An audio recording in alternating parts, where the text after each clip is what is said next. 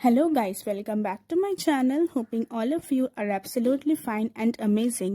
So আজকে আমি তোমাদেরকে শেখাবো যে কি করে তোমরা কোনো ডকুমেন্টকে পিডিএফ করে তারপর সেটাকে তোমরা কারোর হোয়াটসঅ্যাপ বা ইমেলে সেন্ড করতে পারো। So let's start. ফার্স্ট আমরা ক্লিক করব অ্যাডোবল স্ক্যানিং। এটা তোমরা প্লে স্টোর থেকে ডাউনলোড করতে পারো আর এখানে আনলিমিটেড পিকচার্স ক্লিক করা যায়। ধরো আমি এই ফটোটা পিডিএফ করতে চাই, তো এটা আমি ক্লিক করলাম, নিজের মতো করে অ্যাডজাস্ট করলাম, তারপর কিপ স্ক্যানিং। দেখো নিচেই আছে কিপ স্ক্যানিং, মানে আমি আমার স্ক্যানটা কন্টিনিউ করতে চাই। এরপরে ধরো এই পিকচারটা আমি ক্লিক করতে চাই, মানে আমি এইটা পিডিএফ করতে চাই। কিচ্ছু করতে পারে না, জাস্ট এমনি ফোনটা ধরে থাকবে, এটা এমনিতেই ফটোটা উঠে যায়। এবার ধরে এই পেজটা আমরা পুরোটাই চাই, এবারে আবার কিপ স্ক্যানিং। এবার আমরা এখানে ক্লিক করবো, মানে যেখানে ফটোগুলো জমছে সেইখানে।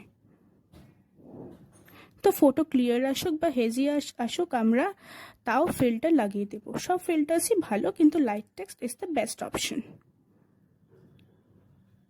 এটাও ঠিক তাই, লাইট টেক্সট। এখানে আরও অনেক ফিচার্স আছে, তোমরা সেটাও ইউজ করতে পারো। এবারে দেখো ওপরে আছে ব্লু কালারে লেখা সেভ পিডিএফ। এবারে আমরা সেভ পিডিএফে ক্লিক করলাম, সেভিং অ্যাজ পিডিএফ।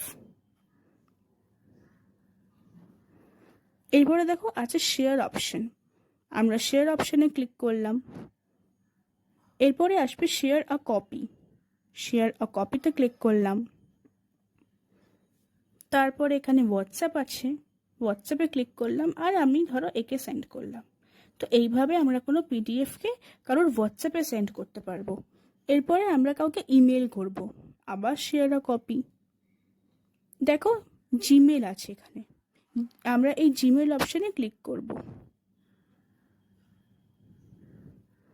এরপরে টুতে আমি যাকে এই পিডিএফটা সেন্ড করব তার ইমেল আইডি লিখব, বাস। তাহলে আমার পিডিএফটা সেন্ড হয়ে যাবে।